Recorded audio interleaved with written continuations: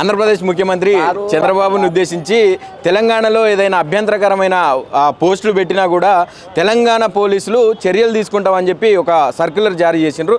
మాట్లాడదాం మనతో పాటు బక్క జడ్సన్నారు. అన్న ఎట్లా చూస్తారు ఈ సర్క్యులర్కి సంబంధించి? ఆ సర్కులర్ అందుకని నువ్వు గారు అంటే అందుకనే అన్న నేను మర్యాద ఎక్కడికెళ్ళి స్టార్ట్ చేద్దాం మీ అరెస్టులు. పోలీసు వాళ్ళే బాధాపుతో చెప్తున్నారు మరి గారు అనుకుంటే మళ్ళీ గిట్ట లోపలేస్తారు. అందుకనే నీకు చెప్తున్నాను గారు అని అన్న గారు అని నేను అనేటోని కావచ్చు ముందు, కానీ నువ్వు దాని బాధాపు గారు అనండి, ఆయనకు మర్యాద ఇవ్వండి, ఆయన నువ్వు రెడ్ కార్పెట్ వేసుకొని పరచండి. ఈ హైదరాబాద్ చార్మినార్ మీకు లేకుంటే ఆయనే కట్టిండు, ట్విన్ టవర్స్ ఆయనే కట్టిండు, రోడ్లు ఆయనే వేసిండు, మనకు అంగే వేసుకున్నాడు, బట్టలు వేసుకుని ఇద్దరు ఇంతకుముందు ఆయన రాకముందంటే తెలంగాణ వాళ్ళు బుడ్డగోసి కట్టుకొని తిరిగేది. ఆయన వచ్చినాక పాయింట్ షర్ట్ వేసుకున్నట్టుగా చెప్పుకొని తిరుగుతాడు, అన్ని దేశాలు తిరుగుకుంటా.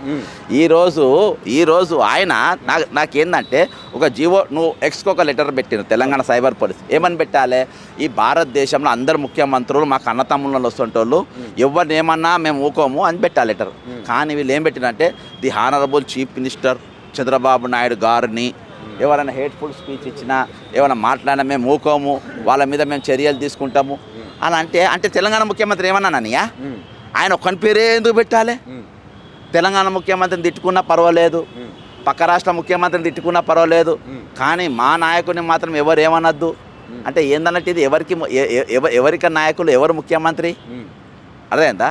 నేను దీన్ని పూర్తిగా ఖండిస్తున్నా. ఈ లెటర్ను అందులో ఉన్న అంశాన్ని వెంటనే తెలంగాణ పోలీసు రద్దు చేయాలి. ఈరోజు మీకు జీతాలు ఎన్టీఆర్ ట్రస్ట్ భవన్కి వెళ్ళి వస్తలేవు, చంద్రబాబు నాయుడు ఇంట్లోకి వెళ్ళి వస్తలేదు, లేకుంటే అమరావతికి వెళ్ళి వస్తలేదు, ఆంధ్రప్రదేశ్ పబ్లిక్ మీకు జీతాలు ఇస్తలేరు. ఈరోజు మీకు జీతాలు ఇస్తున్నది మేము ఇస్తున్నాము, తెలంగాణ ప్రజలు ఇస్తుండ్రు. తెలంగాణ రక్త మాంసాల నుండి మీకు ఈరోజు మీకు జీతాలు వస్తున్నాయి.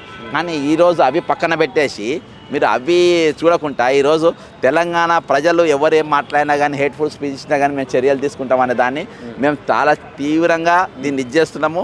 రేపు దీని మీద డీజీపీ ఆఫీస్ ముందు రేపు బైఠాయిస్తా, ఈ జీవోని వాపసు తీసుకోమనంట, లేకుంటే లేదు చంద్రబాబు నాయుడు మన తెలంగాణ ముఖ్యమంత్రి అని చెప్పి మేము ప్రకటించాలని మేము అన్ని మూసుకొని కూర్చుంటాం. అంటే ఖమ్మంలో చూసినాం మొన్న అసలు తెలంగాణలో టీడీపీ పునాదులు లేకుండా చేసింది. ఆ చేసిన వాళ్ళని ఖచ్చితంగా వాళ్ళ గద్దెలు కూల్చాలని చెప్పి టీడీపీ సైనికులకు పిలుపునిచ్చిండ్రు రేవంత్ రెడ్డి గారు. ఈరోజు చూస్తే ఆ చంద్రబాబు గారిని ఏమనొద్దని చెప్పి మళ్ళీ మాట్లాడుతూ ఉన్నారు. అసలు ఎటుపోతున్నది తెలంగాణ? ఒకటి సామెత ఉంది, అన్ని డాష్ డాష్ పెడతా, తినేది డాష్ డాష్ తింది, పాడేది డాష్ డాష్ అని పాట. అర్థమైందా?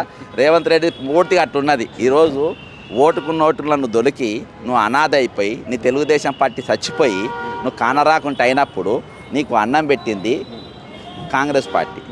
నీకు పీసీసీ ఎంపీ టికెట్ ఇచ్చింది, ఎమ్మెల్యే రచ్చ నేను కోడకాన్లో ఓడిపోయినా నీకు మళ్ళీ ఎంపీ టికెట్ ఇచ్చింది కాంగ్రెస్ పార్టీ. నీకు పీసీసీ వర్కింగ్ ప్రెసిడెంట్ చేసింది కాంగ్రెస్ పార్టీ, పీసీసీ అధ్యక్షుని పార్టీ. ఈరోజు నువ్వు మంత్రి పదవి కూడా అనర్హునివి, అయినా కానీ ఈరోజు నీకు ఏకంగా ముఖ్యమంత్రిని చేసింది కాంగ్రెస్ పార్టీ.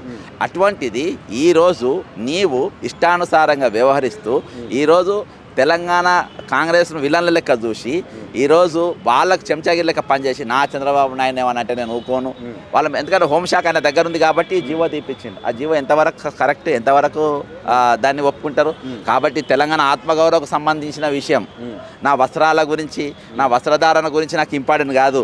ఇది 101% ఈరోజు తెలంగాణ 1200 మంది విద్యార్థుల యొక్క ప్రాణ త్యాగాలను అవమానపరిచింది. ఈరోజు నేను ఏదన్నా ఊకుంటును, నా ఎంత దోసుకపో తిను, 100 మంది తిన్నారు, ఇంకో 100 ఏళ్ళు తిను, కానీ ఏకంగా నువ్వు నాకే తూటి పెడితే అర్థమైంది. అసలు నాకు మేధావులు కూడా ఎవరు మాట్లాడతలేరు కదా దీని మీద. ఇది పోయిన నెల 26వ తారీఖు ఏమొచ్చింది సర్క్యులర్. ఒక మేధావి ఏమో విద్య అనేది గర్ల్ ఫ్రెండ్ అంట చంద్రబాబు నాయుడుకి. ఓడు మేధావి అట్లున్నాడు. ఇలా మేధావులు ఎంత చిల్లరగాన్లు అయిపోయిందంటే, మేధావులు అంత చిల్లరగాన్లు ఇంకోళ్ళు లేరు. మేధావులు అనద్దు, వాళ్ళని చిల్లరగాన్లు అనాలి. కాబట్టి అక్కడికి మనం దిగజారిపోయింది మన వ్యవస్థ. ఫైనల్గా ఎట్లా ఉండబోతున్నా దీని మీద 101% డీజీపీ గారు ఈ లెటర్ వాపసు తీసుకోవాలి. ఖచ్చితంగా రేపు డీజీపీ గారు దీన్ని వాపసు తీసుకోవాలి. దీన్ని చాలా సీరియస్గా తీసుకుంటాం. మేము మాత్రం ఊరుకునే ప్రసక్తి ఉండదు దీనిపైన. Thank you. రైట్.